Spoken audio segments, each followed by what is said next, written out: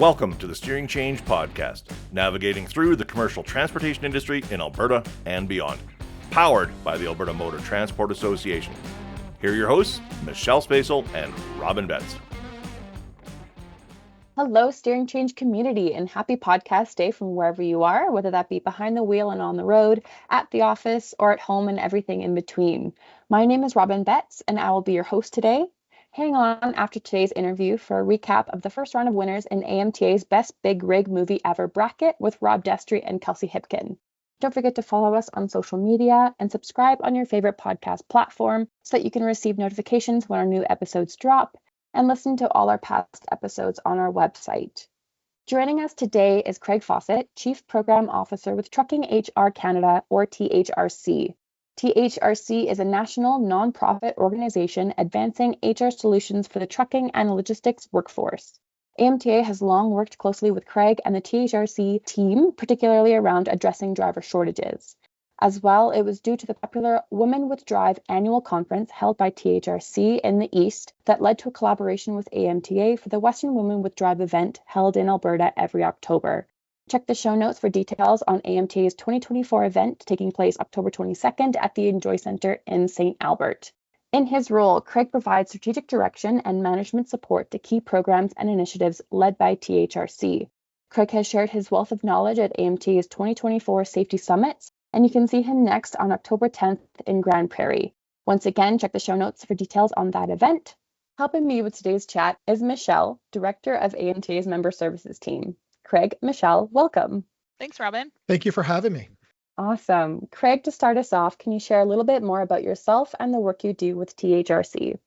Sure, I'll be happy to. Again, my name is Craig Faucette. I'm with Trucking HR Canada, and I've been with THRC since 2018. So I've had the privilege of working with a really great team of staff and so on over that period of time. And really my role is to provide some leadership around some of the programs and projects that we do on a regular basis. And really a lot of our programs and projects, as you mentioned in your beginning, is really focused on aiding and helping employers with their HR best practices. We also do a lot of research on the industry around HR issues. So we look at labor market information. We develop national occupational standards, developing resources to help employers really up their game to ensure that they're doing everything they can to help strengthen and diversify their workforces. Amazing. And Michelle, thanks for joining us once again. We've heard from you a few times now in the past episodes about your role at AMTA as our Director of Member Services. So I'd love to hear from you and tell us something exciting happening right now at AMTA. Thanks, Robyn. With it being August, we always say it's one of our quieter months of the year at AMTA, knowing as of next week, that's going to be a completely different story. Going into September and the fall months, we get super busy with probably one of my more exciting events through National Truckers Week. We do what we call our Driver Appreciation Days. And that is just one thing that we do to try to get in front of those professional drivers and thank them. And you also mentioned a few other events that we're hosting throughout the fall months. So have a look at our website, amta.ca, and go under our events to see what we got coming down the pipes for the fall. Awesome. Thank you both very much for joining us on the podcast today. Let's dive in. Craig, Trucking HR Canada regularly shares labor market information reports on the trucking and logistics sectors in Canada. What trends are you seeing of late?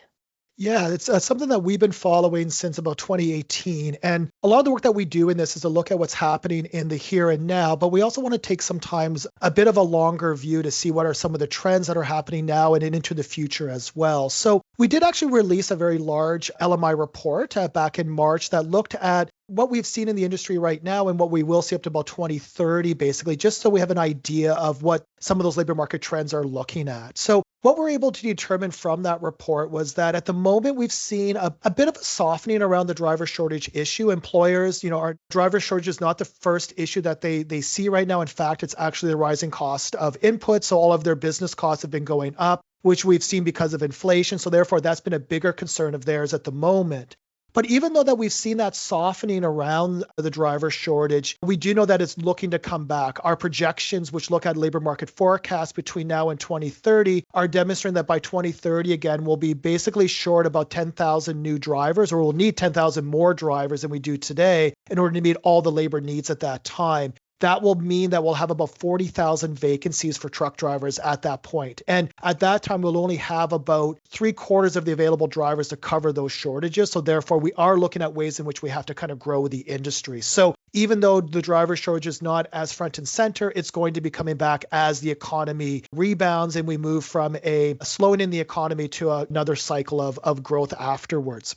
So that's sort of what we've been seeing a little bit on some of the labor shortage side. But we also like to follow some of the trends around demographics in the industry. When we look at how we diversify this workforce and how that's been happening, that's been a big focus of our research too. So a couple of interesting things that have come about that is that we've seen a fairly significant increase in the number of women working in our industry over the last 5 years or so, and also the same with youth. So for example, when we look at some of those trends, we saw in 2016 to 2021, we have an additional 26,000 more women working in the industry than we did before. That's a huge increase in roles. And that's a pretty substantial amount because what we found at the same time is that women actually decreased in our workforce across all industries across Canada. So while women were leaving the workforce in other industries, we were gaining a large number of them in ours. We also saw something similar as well, where we increased about 10,000 more youth, so 25 and under within our industry as well, which was a massive increase in that area. So what we're starting to see now is that our industry is very much diversified. We're seeing a bigger increase in both women, youth. We have seen strong numbers around newcomers, racialized Canadians. Our Indigenous numbers are staying fairly similar, but we are seeing that diversification take place. So what we tend to want to tell to employers around this is that, that diversification is happening. So it's important for employers to be on top of that. And as far as their HR practices, one, to recruit that diverse workforce, but two, to support that so that you can retain them within your businesses. Fantastic. And these reports are something that we can link in the show notes if listeners are interested in learning more. And you mentioned that you're seeing more women and youth entering the workforce in the last few years.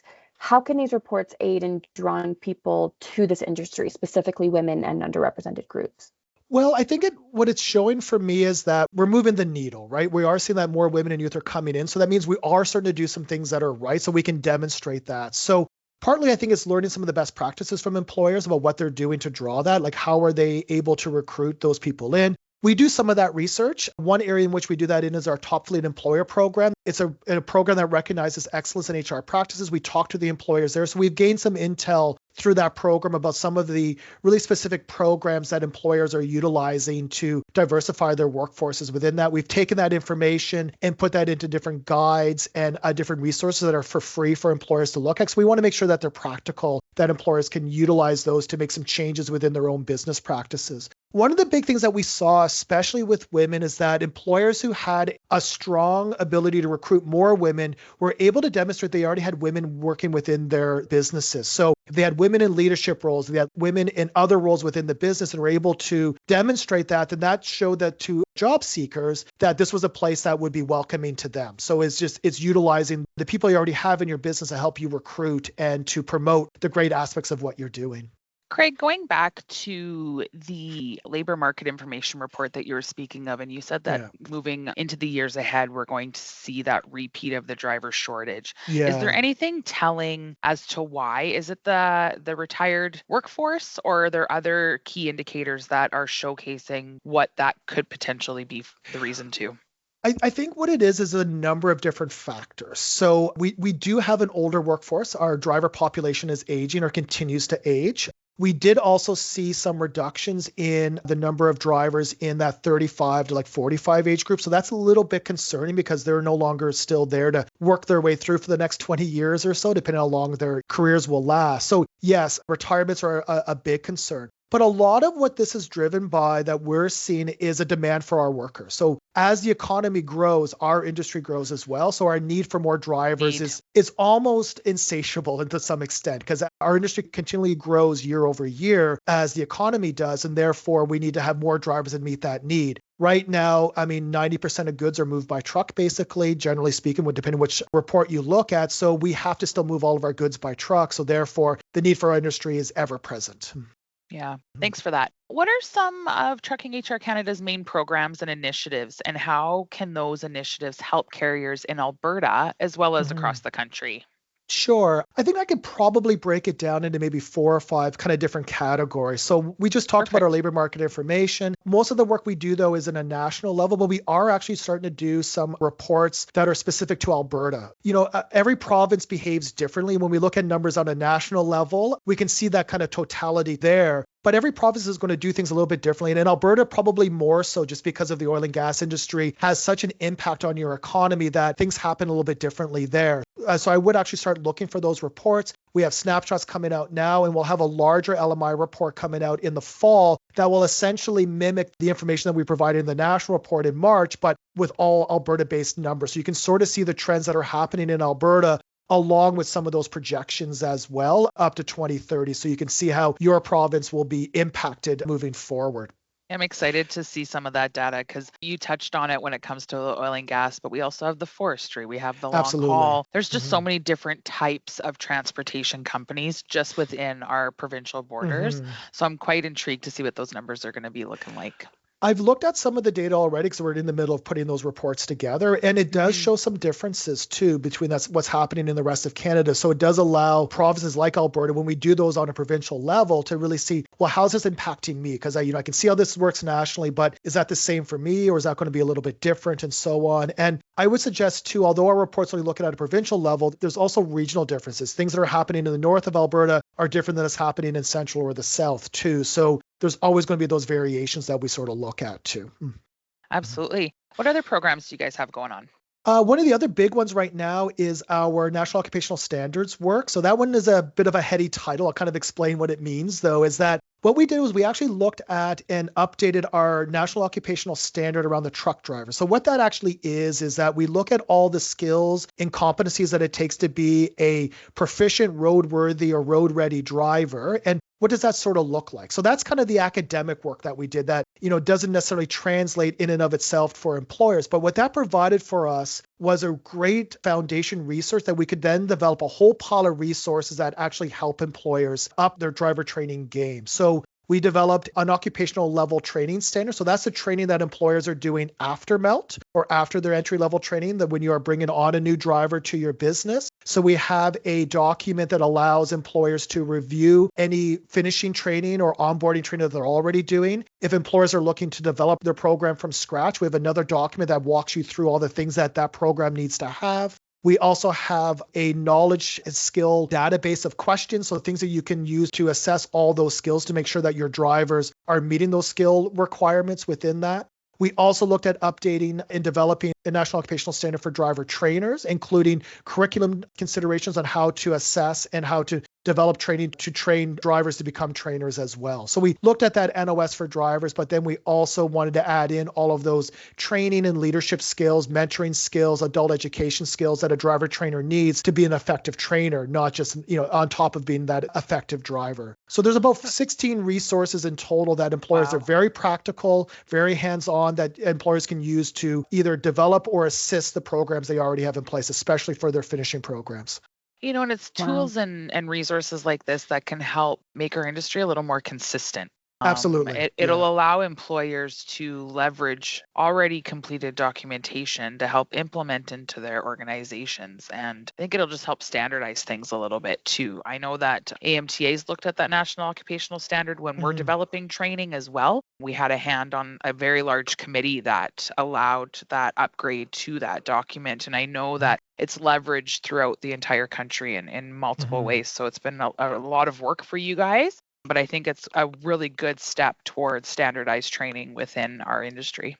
I appreciate that. So one of the nice things about that document and all the resources we put together, it was done with a working group of over 30 subject matter experts within the industry across, like coast to coast, basically. So we had training schools there, we had industry associations, we had employers, we had kind of a good cross section of individuals who can then go through and vet that to make sure that it's industry relevant. So it's resources that were developed for industry by industry, essentially. So we have that. And one thing that we noticed too, and I think is kind of to touch on your point, Michelle, was that a lot of that finishing training that employers are doing, everyone develops it themselves, right? Like, so they kind of figure out what they need to do on their own. And it's not necessarily standardized yet. So what we want to do is ensure that there was a kind of a standardization approach taken so that we can demonstrate that this is the skill progression. When you're an entry-level driver, you start here. then as you move through your career, move through your training, you get to a different level. So we can show that there is a skill progression that's required to be a driver. You're not just perfect, the moment you get your license and you move from there. So. No, great work. Mm-hmm. Was there another program or initiative you wanted to touch on? Sure. There's a couple of others. I think I mentioned at Yeah. the beginning, we have our Top Fleet Employer program. So that is a program that we utilize to recognize excellence in HR within the industry. So we have, this year we had 104 employers from across Canada in all different kinds of categories. We have small Amazing. employers with less than 100 employees to large employers in the program.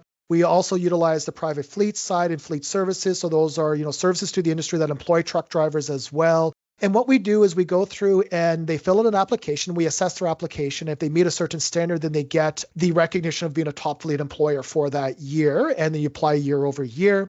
We are gearing up for our gala, which is happening in October, where we recognize the top fleets in those categories. So we hand out awards for the top small, medium, and large employers. We also hand out 8 awards of excellence in each of the different categories within the application as well. So we recognize the top fleet doing great work in employee engagement, workplace culture, workplace wellness, training and development, and so on. So it's a really big program that really demonstrates all the great things that are happening in our industry. Any fleet in Canada can apply for that program as long as they're Canadian based. They're welcome to fill out the application.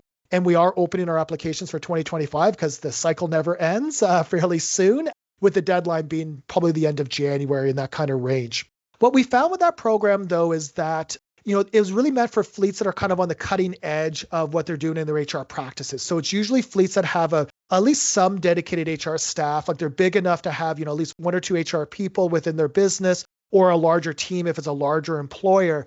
But we know that's not where the entire industry is at. Like that's one component of the industry, but we know we have a large number of small employers as well. So we developed another program called the HR Circle Check. So it's basically an opportunity for employers, mostly the small employers, to fill out to see, areas in which they can look at improving their HR practices. So if you're an employer that's looking to make some changes to your policies and procedures and practices around HR, but you're not sure where to start, this is a good assessment to fill out to see what your next steps need to be. So we wanted to find something that bridged that gap for employers who maybe weren't quite ready for TFE, but still wanted some good information about what they could be improving. I've heard really good things. A lot of carriers that are larger in Alberta, they take a lot of pride in being part of the top fleet. And we kind of have this like little side bets with other provinces. Like we want Alberta to bring home the prize every year when they go out east to get it. So I think it's a great program and I got nothing but good things to say about it for sure. I would say too that employers in Alberta definitely punch above their weight when it comes to the awards. Like there are some really excellent practices that are coming out of Alberta. So yeah, you guys know what you're doing. So Awesome. Craig, can you tell us more about the Career Expressway? Yeah, absolutely. So Career Expressway has been a big program of ours that we've been running for a number of years. And really at the heart of it is an opportunity to offer either wage incentives or training grants to help offset some of the costs for driver training in some cases, or help offset some of the costs for onboarding new drivers. So that was kind of the initial impetus to the program. And right now, unfortunately, most of those subsidies have kind of closed. We are waiting on more funding to come. But we do have another component to that program right now, which is our student work placement program. So this is earmarked or dedicated towards post-secondary students. So it's an opportunity for employers to bring in a post-secondary student on a work term of some sort. The government term is work integrated learning, but it's really like your co-op, your internship. It could be a job placement, where the student gets to learn a little bit of some of the practical things about whatever they're studying in school. And then the employer gets an opportunity to utilize that student to, as an employee for that period of time. Most of the placements last about 4 months. Some are a little bit longer, some are a little bit less. And our program can help offset the cost of their wages between 50 and 70% of their wages while they're working for you over that term. It's meant to be for mostly or for all non-driving roles that you may have within your business. It doesn't cover the driver training side of it, but it does cover any other role we're looking for. So we've seen employers utilize this to bring on office staff, some staff even within the yard or within the shop sometimes, as long as it's not an apprenticeable trade. That's covered under different programs, and it's been really utilized within that. What we thought was kind of interesting too with the program was that we're seeing employers really utilize university students. We thought that the sweet spot would be more the college, practical programs. but it's actually universities. So employers have really gained good connections to universities in their area to help meet some of the recruitment needs. And we find that's a good pipeline for employers to utilize for when they're looking at having people long-term afterwards. A lot of employers will have someone on for 4 months. They had a good experience on both ends. Both the employer liked that person and that person liked working there. And then they hire them when they're done school afterwards. So it's a good way of trying people out to see if they would be, a good fit for when they graduate. Yeah, I know that AMTA actually has taken advantage of that program for the last few summers, and it's been really successful from our perspective as well. So I strongly encourage carriers to have a look at it and consider it. And it's not just the summer months either, right, Craig? No, it goes into the fall as well. Fall and winter, we run it over 3 terms. So like the academic year is, fall, winter, and then spring, summer. So we can run placements through all 3 terms, basically. So the vast majority of our students come in the summertime, obviously, but we do run a number of placements in the fall. It's open right now. We're actually accepting applications for fall term. There are still openings. So if employers are interested, now's the time to kind of get involved. But we will run them again in January for the winter term and then start back up for the spring, the term that starts at the beginning of May. So it does run year round. One thing about it, though, is that the student and the employer have to demonstrate like what they're doing for you, applies to the school program that they're in. You can't bring in an accounting student to, push a broom, for example. They have to be kind of doing some function so that they're learning. That's kind of the win-win. You have a young person come in who, is doing great work for you, but that young person also has the opportunity to gain on-the-job experience that supplements their academic work as well. No, it's fantastic. We will put that link to more details on your guys' website in our show notes for that as well, so that carriers can have a look at it. One thing that I love with Trucking HR Canada is it's not only the research and information for employers to use to improve the industry and their business, but it goes beyond that. And you have so many programs and resources to assist with this as well for the drivers and employees. It really shows the industry that they're not alone in trying to make these improvements for everyone. Yeah, absolutely. That's kind of our goal, really, is to have all these available for them. Another area that I didn't talk too much about is that we've also developed a lot of resources for federally regulated employers. We know that a good chunk of our industry is federally regulated, whether that's under Canada Labor Code. There has been some changes to the Accessible Canada Act, for example. And, it's a lot for employers to keep up on. There's been a lot of changes since 2015, 2016 around that. So we've developed resources to kind of make it easier for employers to make those changes to ensure that they keep their compliance with those codes or those acts, which I think is important too. So we've really tried to focus within that. Awesome.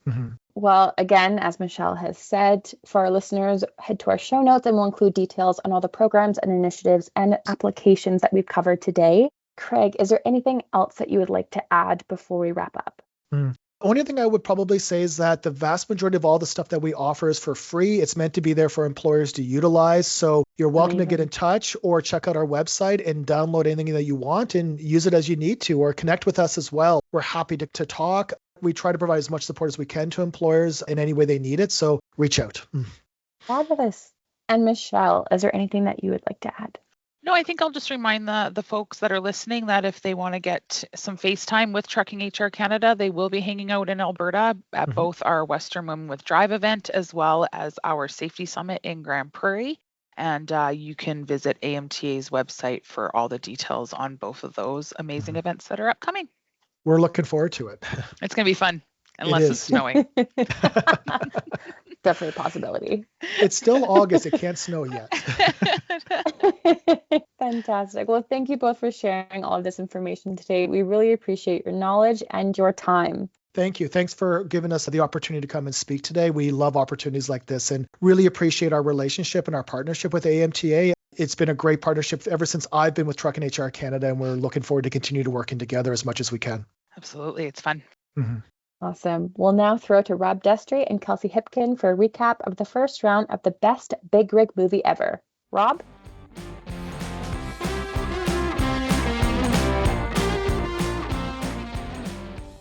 Good day, Kelsey. How are you today? I am well, thank you, Rob. How about yourself? I can't complain, and even if I did, nobody'd care. So here we are. Moving on, we have the first movies that have moved on in the Best Big Rig Movie Ever 70s and 80s edition. Starting with our first bracket, it was Breaker Breaker versus The Duel. This was a Chuck Norris matched up with Steven Spielberg's first made-for-TV film and directorial debut. Yeah, I'm a bit surprised by this one, to be honest. I thought Duel was a better movie, personally, than Breaker Breaker, but the massive masses have spoken, and Breaker Breaker came in winning by a whopping 83%. Who knew that Chuck Norris and his big blue van would take out a young Steven Spielberg? It's the eagle. It's all about the eagle on that van. There's got to be a Chuck Norris joke there somewhere. No, hang on, he doesn't do push-ups, he pushes the earth down. That works. All right, how about the second round, or the second bracket? In what we figured would probably happen, Smokey and the Bandit took out High Ballin' by a 93% margin from the voters. Rob, I know Smokey is up high on your list. I'll let you take this one. Oh, yeah, absolutely. Jerry Reed, I think, was in both, wasn't he? Was he in High Ballin' as well? Correct. That was the one filmed out in Ontario. So, I mean, it's hard to give up one read, but yeah, the right movie made it out of that round, I think. You had the iconic song, you had Jerry Reed, you had peak Burt Reynolds, Sally Field, the Trans Am, and of course, who could forget Buford T. Justice? Who could forget Buford T. Justice? I wish I could. In our next bracket, we had Over the Top, Peak Stallone versus White Line Fever, and I will admit I was surprised by this one. White Line Fever took it by 81%, the traditional truck driving film versus the 80s arm wrestling truck driving film. I'm a bit surprised too, to be honest, because again, you had Rocky Bell Trucker doing the arm wrestling. You had the 80s montage of exercises. You had the kid, reuniting with the dad. It's like, wow. And yeah, White Line Fever took it. And White Line Fever was who? That is Jan Michael Vincent. And I will say the chatter on our socials from this one, a lot more people did recognize the film White Line Fever than I had thought. So kudos to those of you who voted for this gem. Impressive. And for the final bracket, it was Maximum Overdrive versus The Wizard. What say you, Kelsey? I am heartbroken, as The Wizard is near and dear to my heart, but I understand it's a bit obscure, especially as a truck driving film. And Maximum Overdrive is nothing but trucks. Trucks trying to kill people, but trucks nonetheless. Well, there were a lot of trucks and a lot of crazy action. And Stephen King. I mean, what more do you need? So let's break down who is moving on to our semifinals. In the first bracket, we have the Chuck Norris gem Breaker Breaker versus Smokey and the Bandit, maybe the ultimate trucking film, no one knows. And then in the second bracket, it is Slim Pickens, Jan Michael Vincent, and White Line Fever versus Stephen King's Maximum Overdrive. Keep an eye on our socials after this episode so you can do your vote, and you'll be hearing from us for the final for the best ever big rig movie. All right, we'll see you guys for the next round. Thanks, Kelsey. Thank you, Rob, and stay safe out there, friends. Thank you for listening to this episode of AMTA's Steering Change Podcast. The views expressed by guests of the Steering Change Podcast are their own and may not reflect the views of AMTA, its hosts, or sponsors. Do you have a question that you would like answered on an upcoming episode of the Steering Change Podcast? We want to hear from you. To submit a question to the Steering Change mailbag, hit up our DMs on LinkedIn, Facebook, Twitter, or Instagram with the hashtag Steering Change, and your question will be answered either live on the podcast or by one of our SMEs here at AMTA. We ask that you share this episode with those in your network that could benefit from what we discussed today, and make sure to subscribe to our podcast on your favorite podcast platform so you can be notified when future episodes are released. You can learn more about us and our mission by visiting www.amta.ca. Now get out there and have a safe day.